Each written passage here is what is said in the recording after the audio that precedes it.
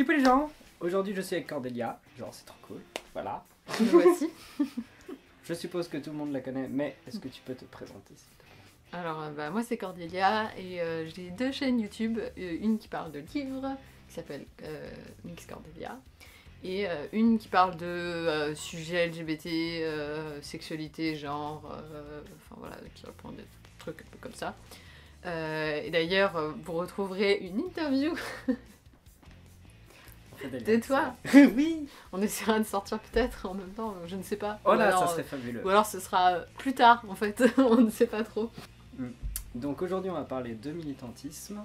Ouais. J'ai l'impression qu'en ce moment il y a beaucoup de militantisme qui commence genre derrière son fauteuil ou derrière son téléphone portable à genre tweeter des trucs par exemple. Ce qui est un militantisme au final légitime, on va peut-être en parler un petit peu. Ouais. Et ensuite, bah ouais, une prise de position dans l'espace public pour toucher un public qu'on n'aurait pas forcément touché. Ouais. Je sais pas, peut-être on pourrait parler de nos expériences perso, comment on avait commencé à militer. Ouais. Du coup, moi j'ai commencé à militer. Ouais, les prémices, je pense qu'en vrai c'était quand même sur internet, c'était sur des forums, c'était la fameuse époque des forums. Et c'était sur des forums qui avaient absolument rien à voir avec des choses militantes. Enfin, genre c'était des forums à Harry Potter, Seigneur des Anneaux, enfin des choses comme ça, plutôt axées fandom, et où il y avait toujours des sujets de discussion un peu plus. Enfin, genre les droits des femmes, qu'est-ce que c'est être homo, enfin des trucs comme ça. Ouais. Et où j'intervenais un peu dedans avec souvent d'autres amis qui étaient aussi bi ou des amis trans, etc. Où on intervenait pour juste passer quelques messages. C'était vraiment. C'était une époque où je me définissais même pas comme féministe ou comme militant. Enfin, c'est vraiment tout début quoi. Et donc ça a commencé comme ça, et après je suis passée direct justement dans l'espace... Enfin, il y a eu ça, je me suis renseignée sur internet, c'est-à-dire j'ai beaucoup lu, j'ai beaucoup écouté ce que disaient les gens, enfin il y a eu tout ça, et mais j'intervenais pas en tant que militante, j'étais plus là en tant qu'élève en fait, du coup où je prenais le savoir. Et puis à 22 ans, en gros, j'ai poussé la porte d'une asso LGBT, quoi. Et je me suis impliquée directement dans les interventions en milieu scolaire, au MAG Jeunes LGBT du coup. Et j'ai aidé directement sur le terrain, en fait. Ou faire des stands, tenir des stands pour des formes d'associations, pour Because, enfin, ce type de trucs, faire bénévole sur la marche des fiertés, enfin ça a été directement de plein pied dans le truc quoi.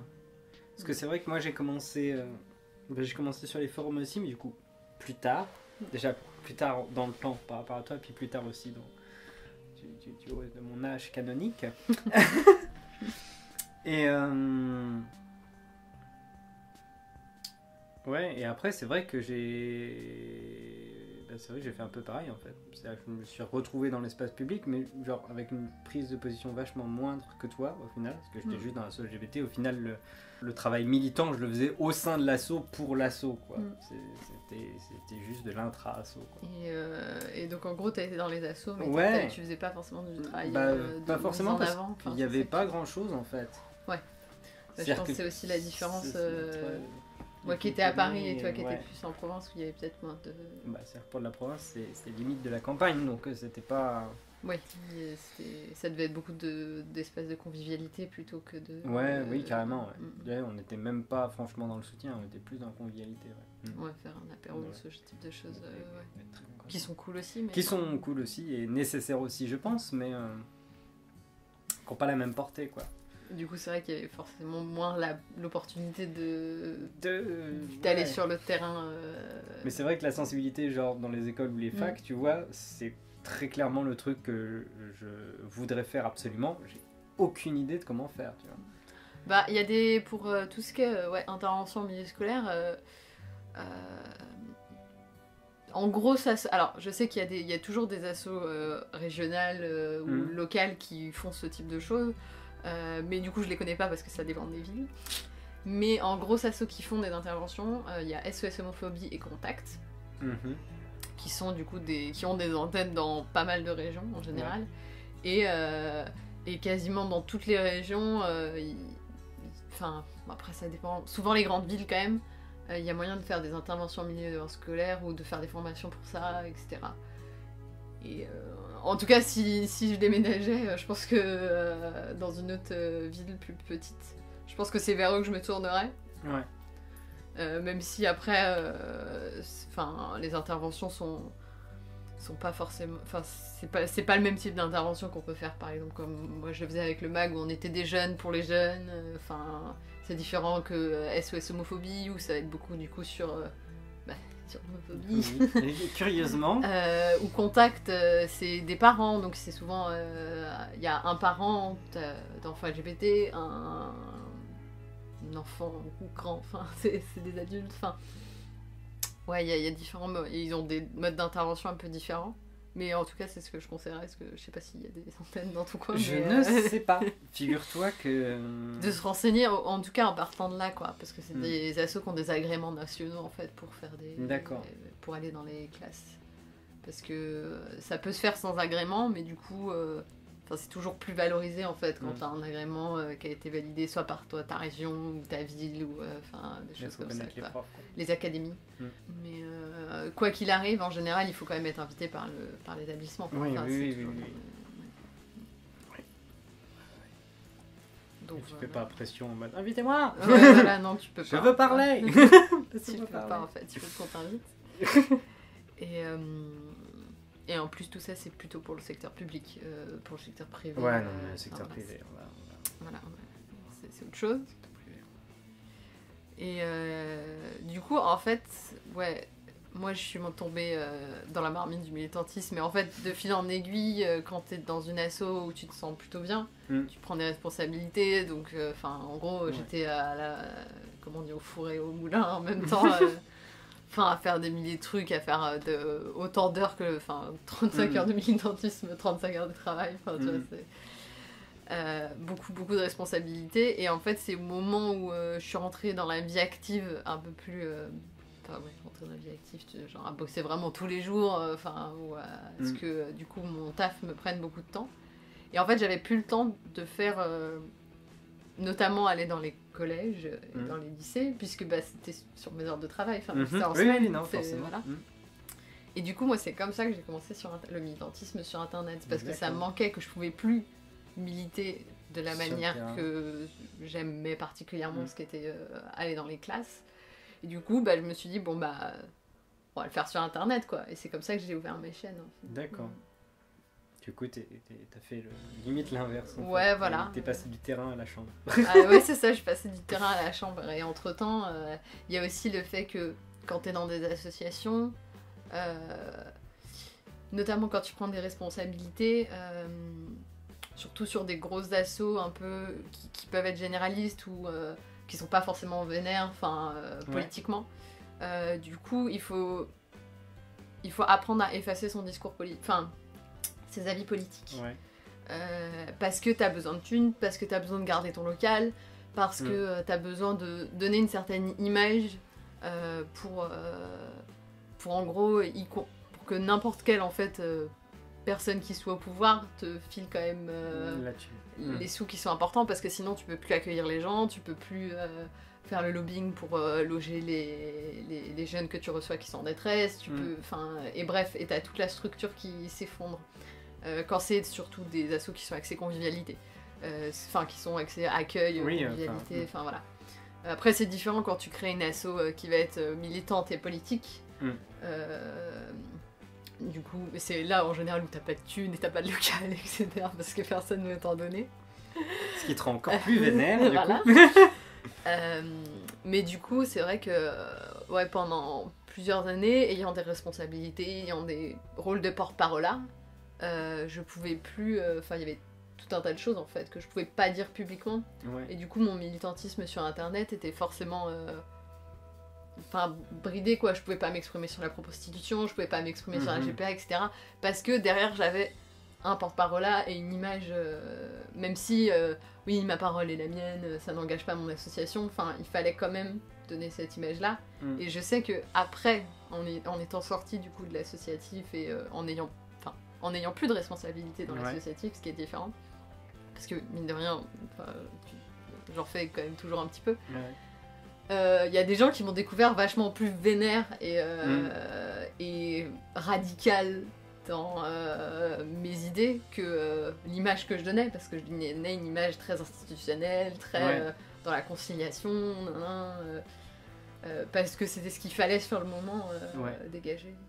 Et tu pourrais revenir comme ça j'ai envie de dire du militantisme tiède, mais... Je sais pas, non, moi je pense que oui, parce que ça dépend, c'est quoi le but derrière en fait. Ouais. Oui, je suis capable de mettre un tailleur à talons à la mairie si c'est pour aller créer une structure d'accueil. Pareil. Voilà, il y a des tas de... Enfin, il faut savoir en fait quelles concessions on est prêt à faire ou pas. Et comment on est capable de... Avec quels assos tu veux travailler aussi. Enfin, il y a aussi ce côté, quand t'es dans une asso, il faut être bien avec tout le monde, c'est mieux. Donc, y compris les assos avec lesquels t'es pas d'accord, enfin, ou genre, au fond de toi, t'es là en train de hurler, vous faites de la merde. Mais non, il faut être sympa quand même, enfin, même si tu vas pas forcément travailler avec eux, il faut éviter de... Comme c'est des petits milieux, etc., et que déjà les affaires de personnes prennent quand même le pas beaucoup, alors si en plus tu t'en rajoutes une couche, c'est la merde, ça. Bref, voilà. D'accord. C'est vrai que moi j'ai pas du tout été exposé encore à ça, parce que soit les assos étaient minuscules et bricolaient des trucs de toute façon. Enfin, c'est rigolo d'ailleurs parce que les mecs avaient pas... Tu sais, souvent dans les assos LGBT, c'est les mecs gays qui prennent toute la place. Et là, c'était rigolo parce qu'il y avait un petit renversement de rôle. Ouais. Il n'y avait pas beaucoup de mecs, c'était les nanas qui tenaient un petit peu le truc. C'était chouette, il y avait une bonne ambiance. Et du coup, dans les petites structures, tu peux, souvent, tu peux te permettre comme ça d'être radical, même si c'est... voilà, mais... Oui, non, mais voilà, on est d'accord. Mais après, le truc, c'est que de toute façon, ta structure est tellement petite qu'elle fait pas grand-chose, donc elle est peu visible. Voilà. Parce qu'après, tu peux faire une petite structure et faire des trucs vachement visibles. Voilà, oui. Mais du coup, ton militantisme, c'est axé sur beaucoup sur Internet. Du coup, ouais, c'est-à-dire que j'ai commencé vraiment, du coup, sur le forum qui était le forum de l'original, où je me suis retrouvé plus ou moins dans le rôle de Miss Transidentité. Alors ça, il faut pas dire, non, ça, il faut pas faire non plus, ça se fait comme ça. Et ouais, et après, de fil en aiguille, j'ai lancé la chaîne YouTube. Après, je me suis dit qu'il fallait activer les réseaux sociaux pour ce que toutes les autres grandes youtubeuses, elles faisaient pareil. Alors, du coup, j'ai fait un Twitter, j'ai fait un Facebook, etc. Et maintenant, je mets en garde toutes les personnes qui me demandent mon Facebook, parce que je dis attention, c'est un Facebook militant, c'est déprimant en fait. Tu vas m'ajouter, mais tu vas me désabonner direct, parce que si c'est pour avoir des témoignages d'agression qui arrivent dans ton truc 2-3 fois par jour, je sais que Facebook il trie un peu, il a des algorithmes chelous, j'ai pas compris du tout comment ça fonctionnait, mais a priori, ouais, non, ma telle, elle est pas drôle quoi.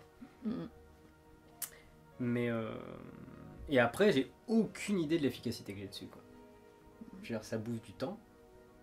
Ouais, c'est difficile de mesurer. Tu fais pas gaffe. Sociaux, ça bouffe beaucoup. Enfin, ouais, moi je sais que c'est plutôt mon Twitter qui est très actif, qui commence à avoir pas mal de followers. Enfin, en général, quand je parle d'un truc militant, c'est pas mal relayé. Mais c'est difficile de savoir si tu parles à des gens qui sont déjà convaincus. Ou si tu es en train de... Ou si tu éveilles la graine chez des... Et en même temps, il y a aussi ce côté... Enfin, les gens qui sont pas d'accord avec toi, soit ils vont pas prendre la peine de lire jusqu'au bout, soit ils vont juste dire qu'ils sont pas d'accord et ils ont pas forcément envie d'argumenter. Ou alors, toi, t'as pris la peine de faire 25 tweets, tu vois, t'as pas envie d'en réexpliquer, en fait. Du coup, il y a tout ce côté-là. Je mesure difficilement l'efficacité en tant que plutôt vecteur éducatif, je dirais. Ouais. Après, en tant que réseau d'entraide, Ça marche bien. Ça marche bien, ça marche vachement bien. Enfin, je veux dire, on a trouvé des lieux des hébergements d'urgence pour des mineurs vers chez eux, ou pour des gens qui avaient, pareil, qui avaient plus de... Tu vois, il y a des pots communs qui réussissent aussi grâce à ça. Et puis ça a l'air d'aller vite en plus, parce que je veux dire, souvent tu regardes le truc, tu fais « Ah, je retweetais, ah non, c'est déjà bon. » en fait. Ouais, la personne a déjà répondu qu'elle a trouvé... Ou j'ai besoin d'un psy sur telle ville, je cherche un endocrino, enfin ce type de truc. Ouais. Et ce qui est avantage, c'est que ça reste tout le temps dans des cercles un petit peu militants. C'est pas du bouche à oreille, mais au final, c'est un peu le même système que du bouche à oreille. C'est des personnes qui connaissent cette personne, qui connaissent cette personne, et ça a tendance à... C'est ça, même si c'est public, ça reste des réseaux qui sont au final... ça peut s'ouvrir facilement sur l'extérieur, mais qui peuvent être assez fermés en fait, parce que c'est que les gens un peu concernés de près ou de loin qui vont retweeter, etc. Et du coup, ça va rester dans le... Mais ça marche bien. Enfin, ça marche bien sur les villes un peu... Ouais, bon, après, effectivement, si tu demandes un truc à, je sais pas, à Alençon, je suis pas sûre qu'il y ait beaucoup de monde, mais on pourra peut-être te trouver un truc dans une ville à côté. J'ai besoin d'un neurochirurgien sur Nogent-le-Rotrou. Ah. Alors. En fait... Mais il y a moyen, enfin ouais, il y a... Mais ouais. Il y a parfois moyen, quoi. Mais c'est vrai qu'après, ça bouffe du temps. Parce que je sais que souvent, en ce moment, je vois pas passer mes journées. Alors, c'est vrai que je dis ça alors que j'ai pas de boulot fixe, etc. Donc du coup, je peux me le permettre. Mais c'est vrai qu'à 10h, tu te branches sur tes réseaux. À 14h, t'es... toujours dessus. T'as ton Discord, t'as Twitter, le Facebook, le Mastodon. Pour les plus crypto-anarchistes d'entre nous. Et c'est vrai que voilà. Et on mesure pas du tout l'efficacité de... Alors, du coup, sauf dans ce genre de cas, ce qui en soi, en fait, justifierait déjà la prise de temps, la création du réseau et tout, mais... Après, si, il y a aussi sur le partage d'informations. Ouais, et de liens. C'est vrai que souvent... De liens, il y a tout ce truc-là aussi de partage d'articles, d'outils en fait, plutôt.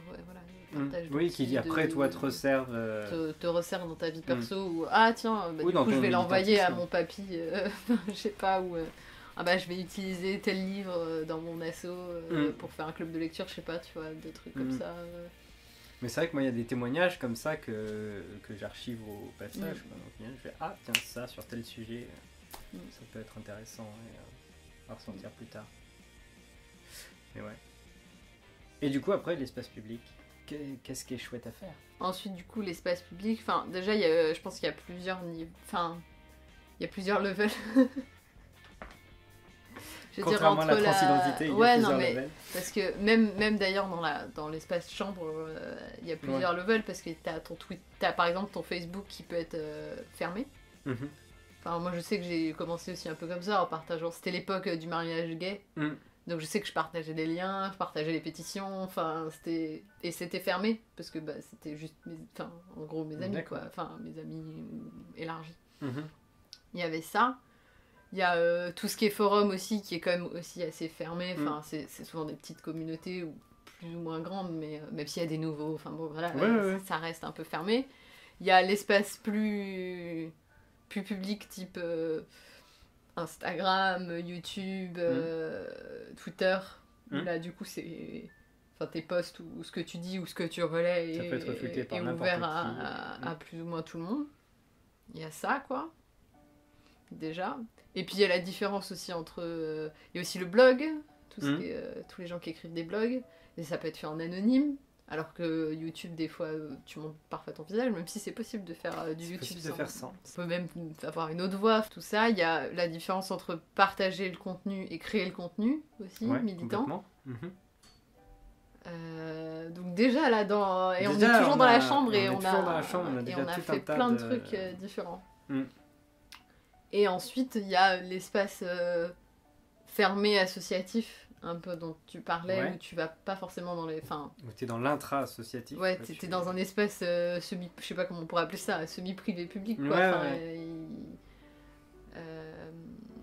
Tu peux même, d'ailleurs, avant, tu peux placer peut-être la discussion entre potes, les regroupements entre potes. C'est du militantisme aussi, de convaincre son amie Marguerite que non, le féminisme est une cause qui fonctionne et que si elle se dit égalitariste, c'est qu'elle n'a pas forcément tout compris. Il y a auprès de la famille, reprendre, dans le cercle du travail, il y a déjà dans le cercle privé, Le cercle du travail, c'est pas évident. Ouais. Moi, je sais que je le fais très peu.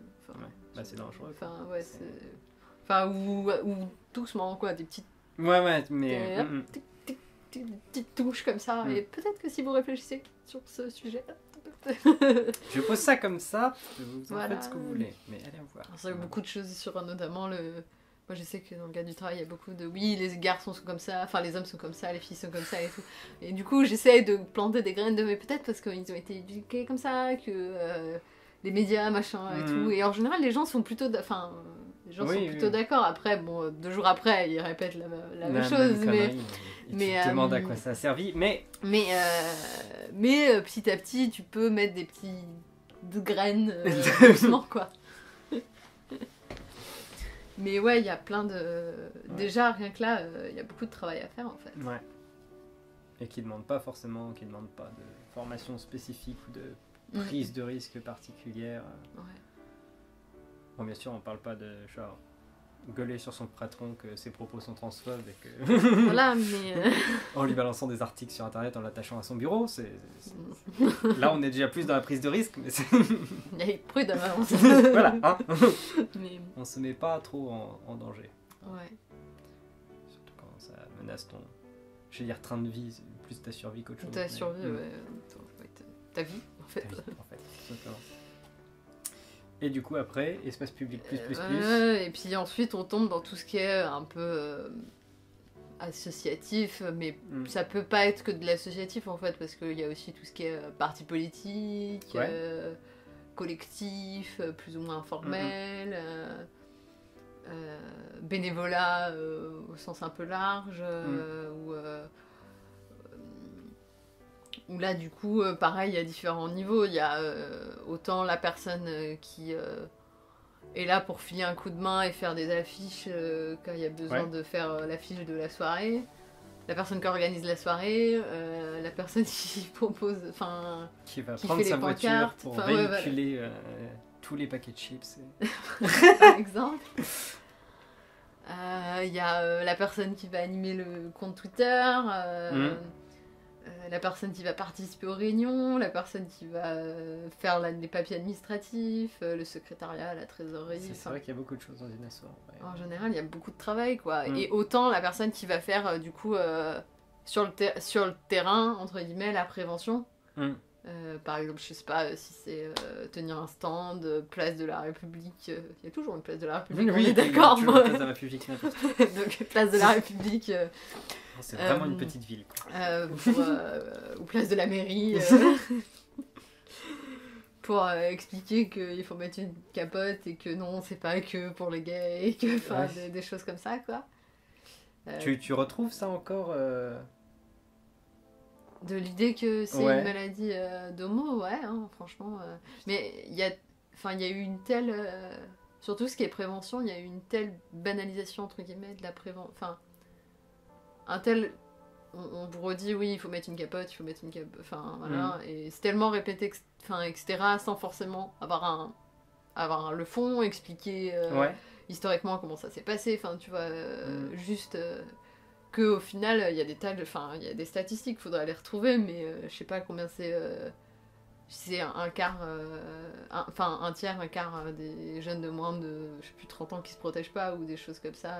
C'est encore une grosse proportion. C'est énorme, ou des gens qui croient qu'ils peuvent rien choper, ou que le sida n'existe plus, ou qu'il y a un vaccin, ou que, ou que maintenant ça se soigne, oui, ça ne se guérit pas. Ouais, voilà, ou que même si tu l'attrapes, même si tu l'attrapes, c'est pas bien dit, même si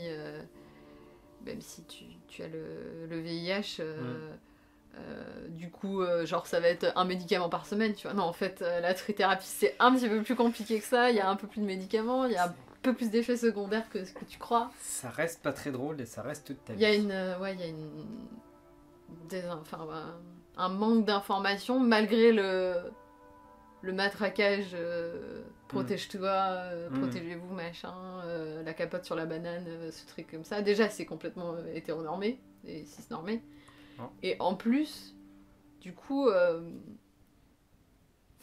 et moi, je me rappelle de mes interventions, des interventions dont j'ai bénéficié quand j'étais au lycée, où il y en avait eu du genre 2, tu vois, et c'était presque plus sur la contraception, en fait, que sur la capote, que sur les IST, MST, etc. Donc, il y a encore du boulot à faire là-dessus, en vrai. Tu vois, même moi...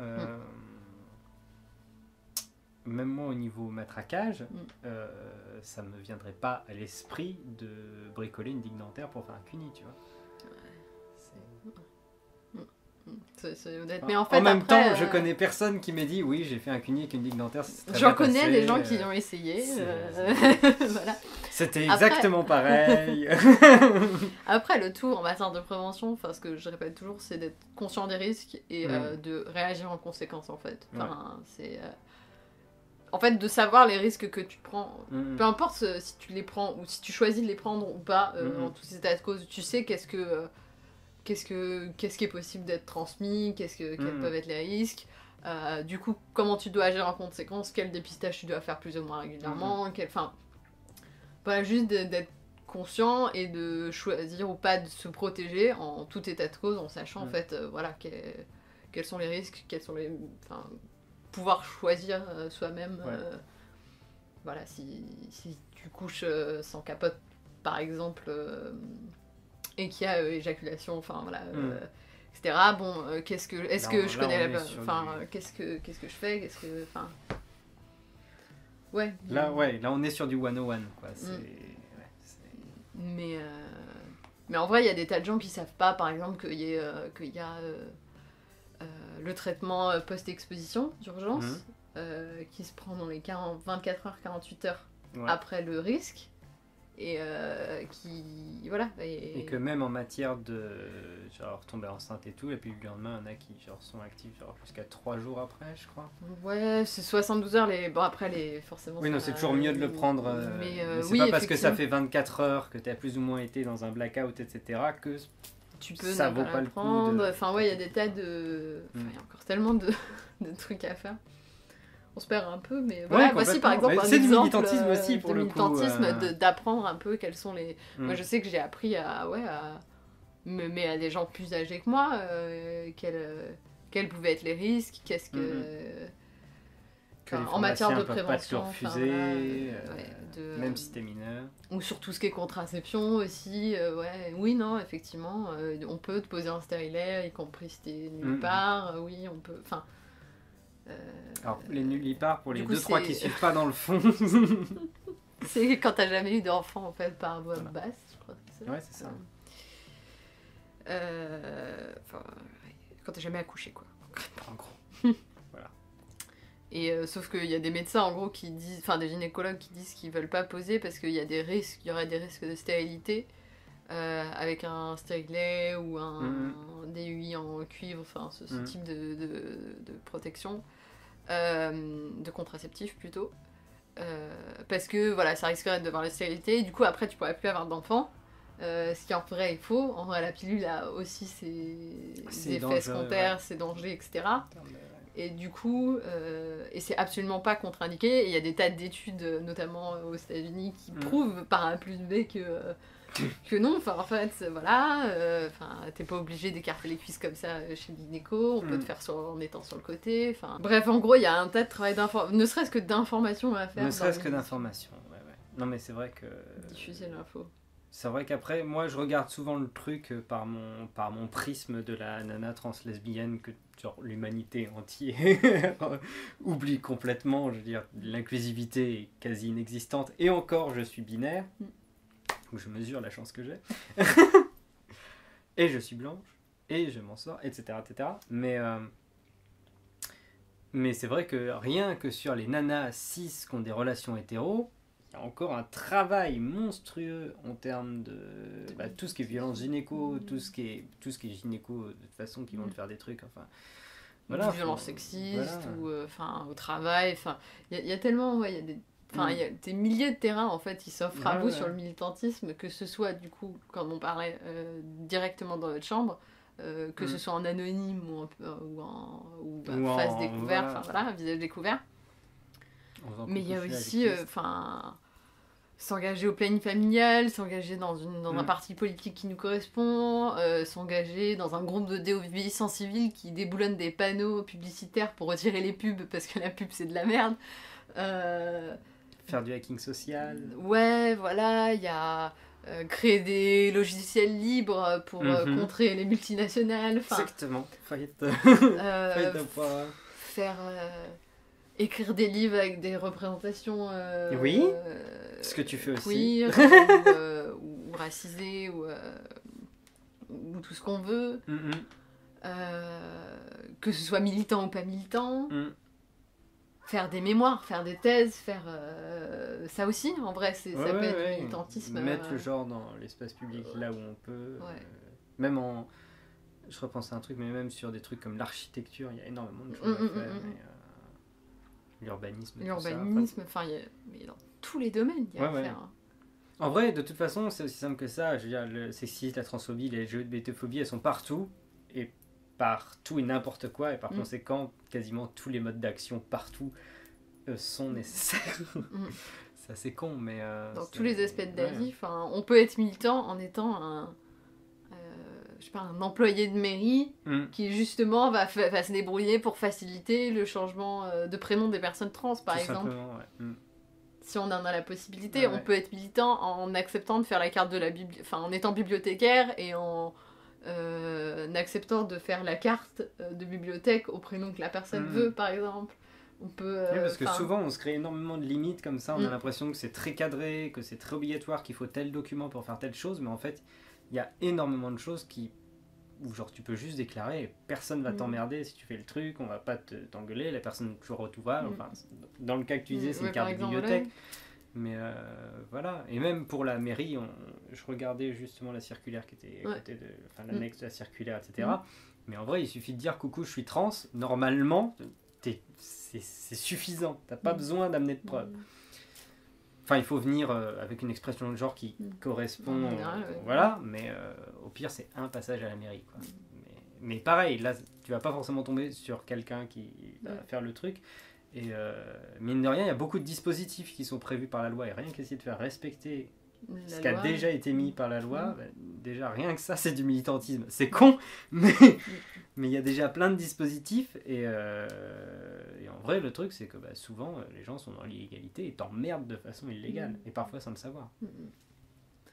Mais sensibiliser, je sais pas, son médecin, sensibiliser son... Ça, c'est super important, parce que c'est pratique pour toutes les personnes qui vont passer derrière.